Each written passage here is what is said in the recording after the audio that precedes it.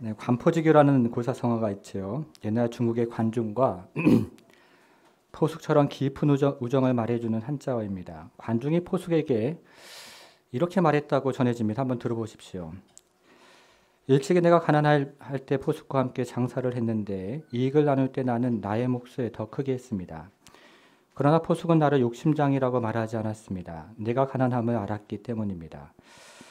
또한 내가 사업을 하다가 실패를 하였지만 포숙은 나를 어리석다고 말하지 않았습니다. 세상 흐름에 따라 이로울 수도 있고 그렇지 않을 수도 있음을 알았기 때문입니다. 내가 3번 벼슬길에 나섰다가 번번이 쫓겨났으나 포숙은 나를 무능하다고 말하지 않았습니다. 내가 시대를 만나지 못했음을 알았기 때문입니다. 내가 싸움터에 나가 3번 모두 실패하고 도망을 쳤지만 포숙은 나를 겁장이라고 비웃지 않았습니다. 내게 늙으신 어머니가 있음을 알았기 때문입니다. 나를 낳은 이는 부모님이지만 나를 알아준 이는 포숙입니다. 우정에 대한 아주 유명한 이야기입니다. 오늘 본문에도 우정에 대한 이야기가 나오는데요. 오늘 본문은 다윗과 요나단의 우정에 대한 이야기가 나오고 있습니다. 먼저 오늘 본문에서 두 사람의 우정을 함께 살펴보도록 하겠습니다. 여러분 주보 3면에 설교 노트가 있는데요. 같이 한번 보겠습니다. 첫 번째입니다. 첫 번째는 다윗이 위기에 처했습니다 하는 내용입니다. 다윗이 위기에 처했습니다. 오늘 본문은 다윗이 요나단을 찾아간 이야기로부터 시작을 합니다. 여러분 1절을 다시 한번 보겠습니다. 1절을 보니까요. 다윗이 라마 나요곳에서 도망하여 요나단에게 이르되 내가 무엇을 하였으며 내 죄악이 무엇이며 내 아버지 앞에서 내 죄악이 무엇이기에 그가 내 생명을 찾느냐 이렇게 시작을 합니다. 우리는 지난주에 이 구절을 잠시 살펴보았는데요. 여기서 도망하여 라는 말에 표시를 했었습니다. 지난주 본문에서 다윗은 사울을 피하여 도망을 가는 신세가 되었던 것입니다. 다시 한번 기억을 좀 해보겠습니다. 여러분 19장으로 가보겠습니다. 19장으로 가서요. 19장 10절 마지막에 도피함에 라는 말에 표시를 했었고 12절 마지막에 피하여 도망하니라 라는 말에 표시를 했습니다. 그리고 19장 18절에 시작해서 도피하여 라는 말에 표시를 했고 오늘 본문인 20장 1절에서 도망하여 라는 말에 표시를 했습니다. 다윗이 사울을 피하여 왕궁에서 도망을 갔고 자기 집에서 도망을 갔으며 선지자 학교에서도 도망을 쳤던 것입니다. 그런데 다윗이 사울을 피하여 도망가는 것은 이것이 전부가 아니었습니다. 여러분 21장으로 한번 가보겠습니다. 21장으로 가보겠습니다. 21장 1절에서요. 가서라는 말이 나오는데 이것도 다윗이 사울을 피하여 성소가 있는 노비라는 마을로 도망을 갔다 하는 그런 말입니다. 그리고 21장 10절에서도 도망하여 라는 말이 나오는데요. 이것도 다윗이 사울을 피하여 가드왕 아기스에게로 도망을 갔던 일을 이야기하고 있는 것입니다. 그러니까 다윗은 도망을 갔고 또 도망을 갔고 또 도망을 갔던 것입니다. 여러분 다윗이 얼마나 낙심을 했겠습니까? 그래서 다윗은 이렇게 이야기를 합니다. 오늘 본문인 20장으로 돌아와서요. 3절을 한번 보겠습니다. 20장 3절 마지막을 보니까 나와 죽음의 사이는 뭐라고 얘기합니까? 한 걸음뿐이니라 이렇게 이야기를 합니다. 다윗이 너무나 낙심을 했고 이제 다윗은 자신의 죽음을 직감을 했던 것입니다. 그래서 다윗은 요나단을 찾아와서 요나단이 자신과 사울 사이에 중재자가 되어주기를 요청을 했던 것입니다. 그리고 요나단이 이 같은 요청을 받아들여서 다시 한번 다윗을 돕기로 결정을 합니다. 그래서 오늘 본문은 다윗과 요나단이 다시 만나는 이야기로 시작을 하는데요. 다윗은 제일 먼저 사울의 속마음이 궁금했습니다. 사울이 여전히 자신을 죽이기를 원하는지 아니면 화해의 가능성이 있는지를 확인해 보기를 원했던 것입니다.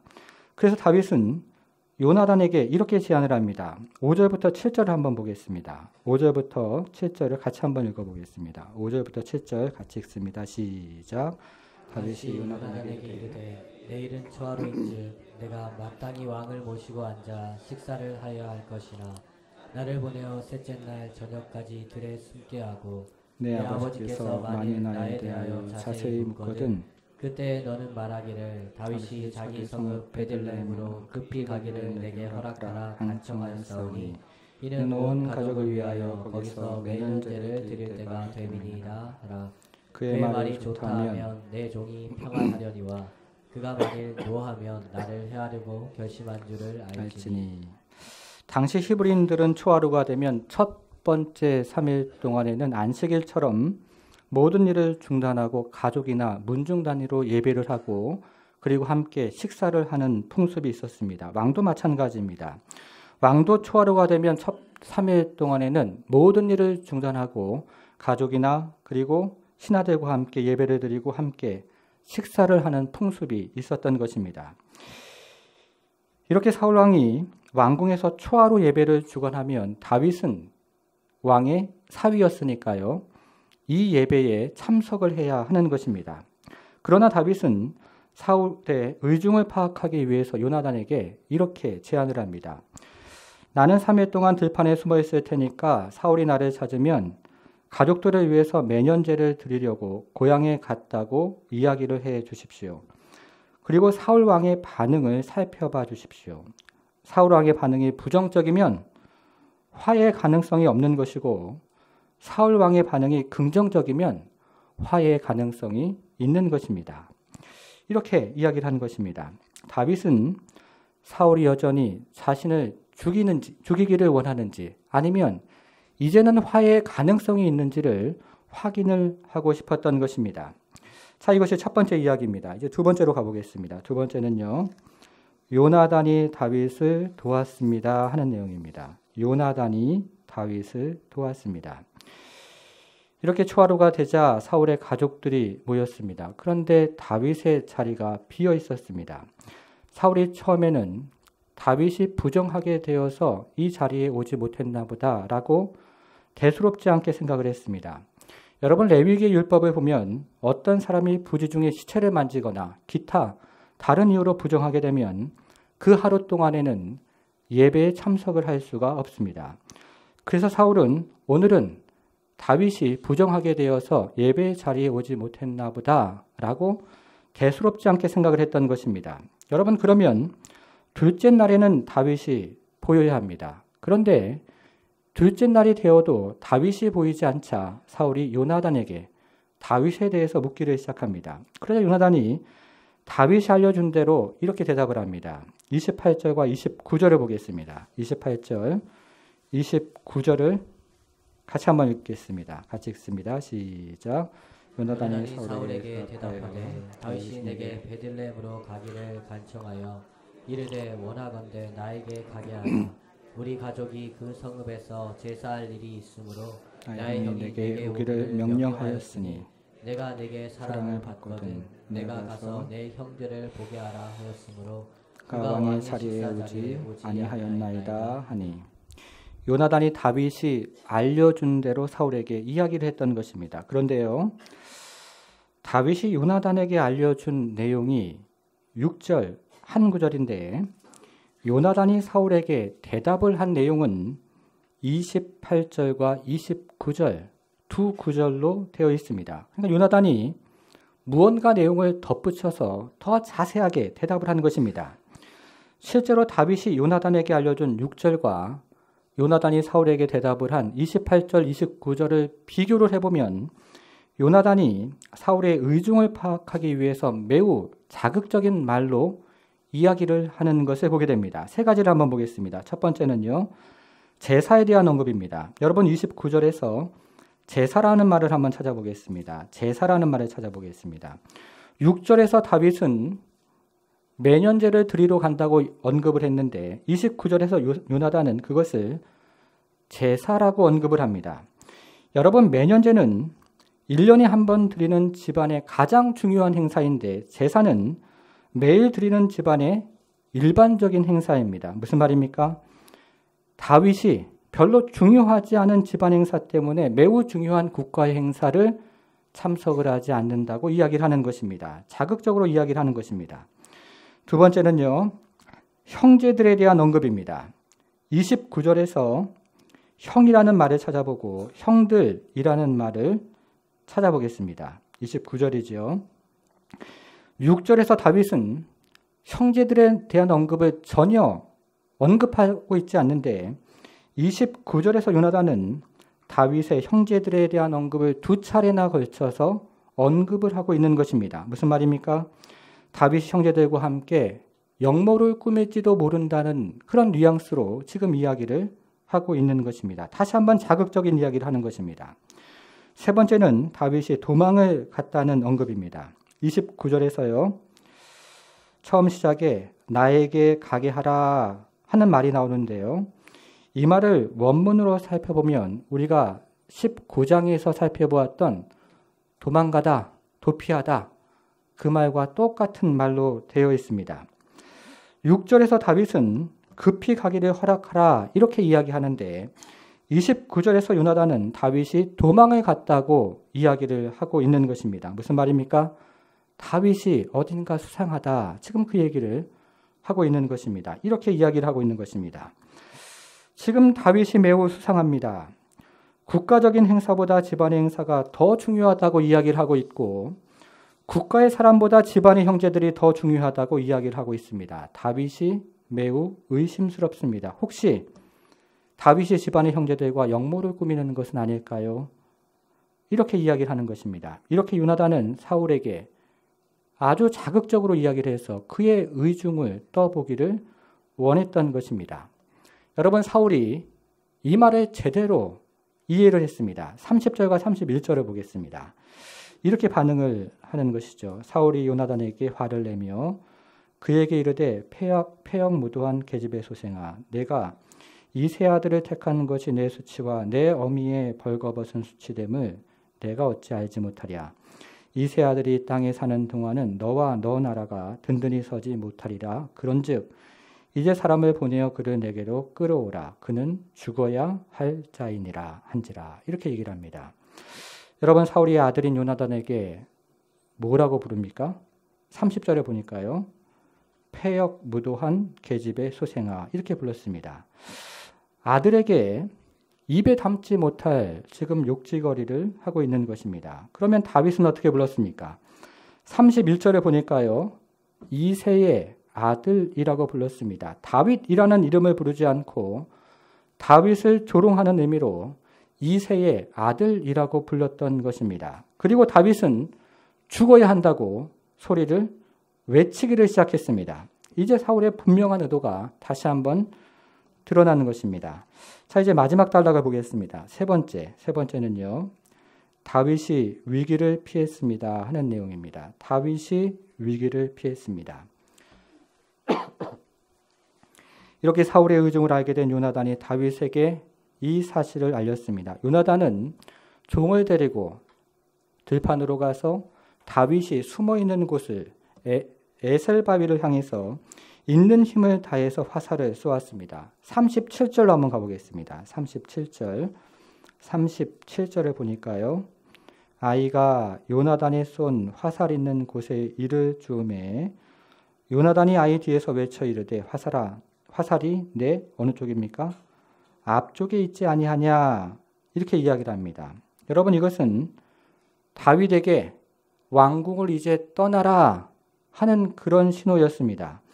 여러분, 이 구절에는 배경이 있는데요. 19절부터 22절이 그 배경입니다. 그 구절은 집에 가서 한번 읽어보시고요. 제가 지금은 요약을 해서 말씀을 드리겠습니다. 요나단이 다윗에게 사전에 이렇게 이야기를 했습니다. 내가 에셀바위 곁에서 화살을 3번 쏠 것입니다. 그런 다음에 종을 시켜서 그 화살을 찾아오라고 명령을 할 것입니다. 내가 종에게 큰 소리로 너무 멀리 갔으니 이쪽으로 와서 가까이 와서 화살을 주오거라. 이렇게 말하면 당신에게는 아무 일도 없을 것이니 안심하고 왕궁으로 돌아오십시오. 아버지와 화해가 가능하다는 뜻입니다. 그러나 내가 종에게 아직 덜 갔으니 더 멀리 가서 화살을 주오거라. 이렇게 큰 소리로 이야기하면 이곳을 떠나십시오. 아버지와의 화해가 불가능하다는 뜻입니다. 이렇게 두 사람이 사전에 미리 암호를 정한 것입니다. 그러는 이유에 요나단이 사울을 찾아가서 사울의 의중을 살피니까 사울이 다윗을 죽이겠다고 이야기를 했던 것입니다. 그래서 요나단이 이 사실을 알려주기 위해서 종을 데리고 다윗이 숨어있는 들판으로 가서 다윗이 숨어있는 에셀바위를 향해서 있는 힘을 다해서 화살을 쏘았던 것입니다. 그런 다음에 종에게 큰 소리로 아직 덜 갔으니 더 멀리 가서 화살을 주오거라 이렇게 명령을 했던 것입니다. 무슨 뜻입니까? 왕궁을 떠나라는 이야기입니다. 이렇게 다윗의 광야 생활이 시작이 되는 것입니다. 여기까지가 오늘 본문의 내용입니다. 여러분 이제 적용을 한번 해보겠습니다. 오늘 본문의 내용은 세 가지인데요. 다시 한번 정리를 한번 해보겠습니다. 첫 번째는 다윗이 위기에 처했습니다. 두 번째는 요나단이 다윗을 도왔습니다. 세 번째는 그 결과로 다윗이 위기를 피했습니다. 하는 내용입니다. 정리하면 다윗이 아주 급박한 죽을 위기에 처했는데 요나단의 도움으로 말미암아 그 위기에서 벗어났다 하는 것이 오늘 본문의 내용입니다. 관포지교의 이야기입니다. 다윗과 요나단의 우정인 것입니다. 여러분 그런데요. 오늘 본문은 단지 우정에 대한 이야기는 아닙니다. 단지 관포지교에 대한 이야기는 아닌 것입니다. 오늘 본문에는 그 밑에 더 깊은 메시지가 있습니다. 그것을 읽으셔야 합니다. 여러분 그러면 오늘 본문을 통해서 하나님께서 우리에게 들려주시고자 하시는 메시지는 무엇이겠습니까? 오늘 본문에는 오늘 본문의 밑바탕이 되는 아주 중요한 단어가 여러 차례 등장을 하는데요. 그 말은 바로 인자라는 말입니다. 같이 한번 살펴보겠습니다. 먼저 8절을 보겠습니다. 8절에 보니까요. 20장 8절에 보니까요. 다윗이 요나단에게 이렇게 이야기를 합니다. 그런즉 바라건대 내 종에게 어떻게 하라고요? 인자하게 행하라. 여기서요. 인자라는 말을 찾아서 표시를 한번 해보겠습니다. 지금 다윗은 지푸라기를 잡고 싶은 심정으로 요나단에게 도움을 요청하는데 그것을 어떤 말로 이야기를 하고 있냐면 인자라는 말로 표현을 하고 있는 것입니다.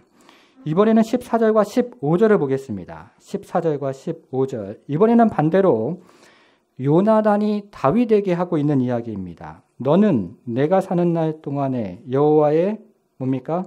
인자하심을 내게 베풀어서 나를 죽지 않게 할 뿐 아니라 여호와께서 너 다윗의 대적들을 지면에서 다 끊어버리실 때에도 너는 너 인자함을 내 집에서 영원히 끊어버리지 말라 하고 이렇게 이야기를 합니다. 이것은 요나단이 다윗에게 하는 말인데요. 여기서도 인자라는 말을 찾아서 표시를 한번 해보겠습니다. 14절에서 인자심이라는 말에 표시를 하고요. 15절에서 인자함이라는 말에 표시를 해보겠습니다. 여러분 미래에는 요나단이 반대로 지푸라기라도 잡는 심정으로 다윗의 도움을 요청할 텐데요. 그것을 이번에는 요나단이 인자라는 말로 표현을 한 것입니다. 그러니까 다윗과 요나단이 인자라는 말을 서로 주고 받고 하고 있는 중인데 지금은 다윗이 요나단에게 인자를 베풀어 달라고 이야기를 하는 것이고 미래에는 요나단이 다윗에게 인자를 베풀어 달라고 요청을 할 것입니다. 여러분 그러면 인자라는 것이 무슨 뜻입니까? 교회를 오래 다니신 분들은 이 인자라는 말이 낯설지가 않은데요. 인자라는 말의 히브리 말은 헤세드라는 말입니다. 들어보셨을 것입니다. 그런데 인자라는 말을 번역하기가 여간 어려운 것이 아닙니다. 우리나라 말에 딱 들어맞는 말이 없습니다. 그래서 어떤 경우에는 이 말을 사랑이라고 번역을 하기도 하고 어떤 경우에는 충성이라고 번역을 하기도 하며 또 어떤 경우에는 오늘 본문처럼 인자라는 말로 번역을 하기도 합니다. 영어도 마찬가지입니다. 영어에도 딱 들어맞는 말이 없어서 어떤 경우에는 견고한 사랑 이렇게 번역을 하기도 하고요. 어떤 경우에는 실패하지 않는 사랑 이렇게 번역을 하기도 하고 어떤 경우에는 끝없는 사랑 이렇게 번역을 하기도 합니다. 현대말에는 딱 들어맞는 말이 없는 것입니다. 그런데 성경에 나오는 이 인자라는 말을 찾아서 연구를 해보면 이 인자라는 말에는 아주 중요한 특징이 있습니다. 이 인자라는 말은요, 아주 어려운 처지에 있는 사람에게 아주 결정적인 도움을 줄 때 사용하는 말이 바로 이 인자라는 말입니다. 다시 한번 말씀을 드리겠습니다. 인자라는 말은 추상적인 감정이나 느낌을 표현하는 말이 아니고 아주 어려운 처지에 있는 사람에게 아주 결정적인 도움을 줄 때 이 인자라는 말을 성경은 매번 사용을 하고 있는 것입니다.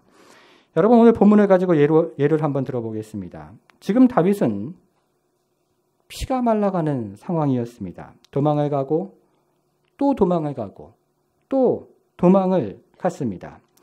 커다란 낙심을 경험하면서 삶과 죽음의 경계선을 넘나드는 아주 급박스러운 상황이었습니다. 피가 말라가는 상황이었던 것입니다. 그래서 지금 다윗은 지푸라기를 잡는 심령으로 요나단의 도움을 요청하는데요. 그것을 인자를 베풀어 달라라고 이야기를 했던 것입니다.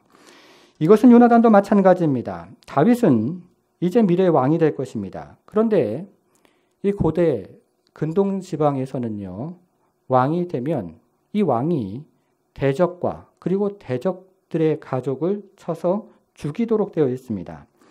이제 다윗이 왕이 되면 다윗을 대적했던 사울과 그의 가문이 멸절을 당하게 되는 것입니다. 그래서 미래에는 요나단이 지푸라기를 잡는 심령으로 다윗의 도움을 요청할 텐데요.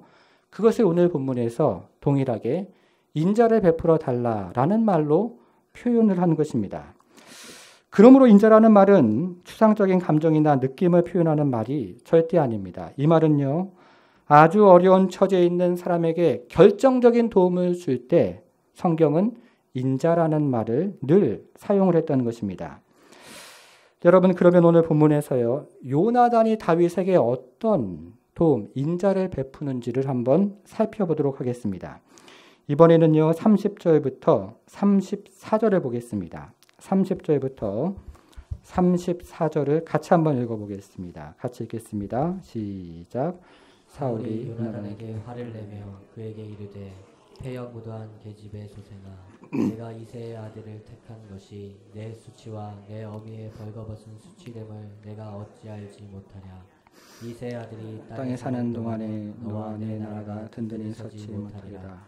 그런즉 이제 사람을 보내어 그를 내게로 끌어오라. 그는 죽어야 할 자이니라 한지라. 요나단이 그의 아버지 사울에게 대답하여 이르되 그가 죽을 일이 무엇이니까? 무엇을 행하였나이까? 사울이 요나단에게 단창을 던져 죽이려 한지라. 요나단이 그의 아버지가 다윗을 죽이려고 결심한 줄 알고 식이 노하여 식탁에서 떠나고 그 달의 둘째 날에는 먹지 아니하였으니 이는 그의 아버지가 다윗을 욕되게 하였으므로 다윗을 위하여 슬퍼함이었더라. 여러분, 요나단은 다윗에게 인자를 베풀었습니다. 그래서 요나단이 경험한 것은 무엇입니까? 첫 번째는요, 요나단은 다윗을 대신해서 수치를 경험했습니다. 30절을 보겠습니다. 30절에서요, 사울이 요나단에게 패역 무도한 계집의 소생아라는 욕지거리를 합니다. 여러분, 교회 밖에서도 절대로 이런 욕지거리를 사용하시면 안 됩니다. 그 비스무리한 것도 절대 입에 담으시면 안 됩니다. 이런 욕지거리는 교회를 욕되게 하는 것이고 궁극적으로 하나님의 이름을 욕되게 하는 것입니다. 차라리요, 요나단처럼 당하는 것이 낫습니다. 그것이 오히려 복된 것입니다. 두 번째는 요나단이 다윗을 대신해서 죽음을 각오합니다. 33절을 보겠습니다. 33절 보니까요, 사울이 요나단에게 단창을 던져 죽이려 한지라. 이번에는 아들을 죽이려고 했던 것입니다. 요나단이 다윗을 대신해서 죽음을 각오한 것입니다. 그러니까 요나단이 다윗을 대신해서 수치를 받았고 다윗을 대신해서 죽음을 각오했던 것입니다. 여러분, 이것이 인자라는 말의 의미인 것입니다. 이렇게 해서 요나단이 다윗을 죽음에서 구했는데요. 이것이 바로 인자라는 말의 뜻인 것입니다. 여러분, 그러면 이와 같은 인자가 궁극적으로 드러나는 곳이 어디입니까? 십자가입니다. 이와 같은 인자가 궁극적으로 드러나는 곳은 바로 십자가였던 것입니다. 그래서 예수님은 우리를 대신해서 수치를 당하셨습니다. 그리고 예수님은 우리를 대신해서 죽음을 당하셨던 것입니다. 십자가에서 인자, 헤세드의 사랑이 궁극적으로 드러난 것입니다. 요나단이 그것을 미리 보여주는 것입니다. 이 인자라는 말을 설명하는 또 다른 구절이 있는데요. 이번에는 18장으로 가보겠습니다. 성경을 앞으로 넘겨서 18장 3절과 4절을 보겠습니다. 18장 3절과 4절을 보니까요. 요나단은 다윗을 자기 생명처럼 사랑하여 더불어 언약을 맺었으며 요나단이 자기의 입었던 겉옷을 벗어 다윗에게 주었고 자기의 군복과 칼과 활과 띠도 그리하였더라. 이렇게 얘기를 하죠. 여러분, 원래 인자라는 말은 높은 위치에 있는 사람이 낮은 위치에 있는 사람에게 베푸는 은혜입니다. 원래 인자라는 말은 강한 사람이 약한 사람에게 베푸는 은혜인 것입니다. 지금 요나단은 한 나라의 왕자이고 다윗은 그 나라의 신하입니다. 그런데 한 나라의 왕자가 그 나라의 신하에게 겉옷을 벗어주고 군복을 벗어줍니다. 칼을 벗어주고 활을 벗어주고 띠를 벗어줍니다. 한 나라의 왕자가 그 나라의 신하에게 왕권을 넘겨줍니다. 이것은 전혀 이해할 수 없는 일인 것입니다. 여러분, 그러면 이와 같은 인자가 궁극적으로 드러나는 곳이 어디입니까? 마찬가지로 십자가입니다. 십자가에서 이와 같은 인자가 궁극적으로 드러나 우리에게 환히 보여졌던 것입니다. 예수님은 십자가에서 겉옷을 벗어주시고 왕관을 벗어주셨습니다. 예수님은 십자가에서 영광을 벗어주시고 권능을 벗어주시고 왕권을 벗어주셨던 것입니다. 왜 그렇습니까? 우리를 구원하기 위해서입니다. 우리를 살리기 위해서입니다. 궁극적인 인자가 십자가에 있다는 것입니다. 요나단이 그것을 미리 보여주는 것입니다. 2008년 5월 12일이었습니다. 중국에요, 시촨성이라는 성이 있죠. 여기서 커다란 지진이 발생을 했는데 이 지진으로 인해서 7만 명이 죽었습니다. 37만 명이 부상을 입었고 행방불명이 된 사람만 18,000명이었습니다. 당신의 지진의 피해 면적이요, 우리나라 전체 면적과 같았고 지진의 경제적인 피해는 24조 원에 이르렀습니다. 여러분, 별로 안 놀라시는데요. 엄청난 사람이 죽고 엄청난 피해를 입었던 것입니다. 이렇게 엄청난 참사가 일어난 후에 구조대원들이 사람들을 구조를 하기를 시작을 합니다. 구조대원들이 구조작업을 하다가 한 무너진 건물더미 안에서 어떤 여인과 아기가 죽어있는 것을 발견했습니다. 어떤 여인이요, 자신의 품 안에 그 여인의 아이로 보이는 아주 갓난장이 같은 아이를 꼭 품고 그대로 죽었던 것입니다. 당시에 지진이 일어난 시간이 2시경이었는데요. 이 여인은 점심을 먹다가 땅이 흔들리고 천장이 흔들리는 것을 보면서 먹고 있던 점심을 급히 치우고 옆에 있는 아기를 꼭 품고 그대로 죽었던 것입니다. 이렇게 구조대원들이 죽은 엄마를 들어올리는 순간이었습니다. 그때 죽은 줄로 알았던 아기가 죽은 엄마의 품에서 울음을 터뜨렸습니다. 엄마의 품에서 아기가 정말이지 기적적으로 살았던 것입니다. 잠시 후에 한 구조대원이 그 근처에서 엄마의 핸드폰을 발견을 했는데요. 이 엄마의 핸드폰에 이런 메시지가 남겨져 있었습니다. 아가야, 내가 만일 살아난다면 이 엄마가 너를 정말로 사랑한다는 것을 잊지 마렴. 아가야, 너가 만일 살아난다면 이 엄마가 너를 정말로 사랑한다는 것을 잊지 마렴. 이것이 엄마의 마지막 메시지였습니다. 성도 여러분, 이것이 하나님의 인자하심입니다. 우리 구주 되신 예수님이 우리를 너무나 사랑해서 겉옷을 벗어버리고 왕관을 벗어버리고 십자가에 죽으신 것입니다. 우리 구주 되신 예수님이 우리를 너무나 사랑해서 영광을 벗어버리고 권능을 벗어버리고 왕권을 다 벗어버리고 십자가에서 죽으신 것입니다. 너무나 커다란 하나님의 인자하심을 십자가에서 보여주신 것입니다. 성도 여러분, 우리가 인생길 살아가다가 땅이 흔들리고 하늘이 흔들리는 지진을 경험할 때가 있습니다. 우리가 인생길 살아가다가 다윗처럼 커다란 낙심을 경험하기도 하고 삶과 죽음의 경계를 넘어서는 고난을 경험하기도 합니다. 그런데요, 하나님이 오늘 본문을 통해서 우리에게 하시는 말씀은 바로 그럴 때마다 하나님의 자녀에게 인자를 베풀어 주시겠다는 말씀을 하시는 것입니다.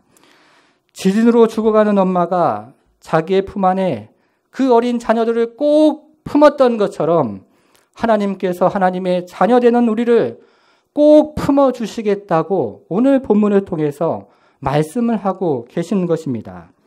땅이 흔들리고 하늘이 흔들려서 죽어가는 엄마가 가장 소중한 그 아이를 품에 꼭 품었던 것처럼 하나님이 오늘 본문을 통해서 우리 사랑하는 자녀들에게 그 위기의 때에도 하나님이 하나님의 그 넓은 품 안에 꼭 품어주겠다고 말씀을 하고 계시는 것입니다. 그리고 우리에게 이렇게 말씀을 하십니다. 사랑하는 내 자녀야, 내가 너를 사랑하고 있다는 사실을 잊지 마렴.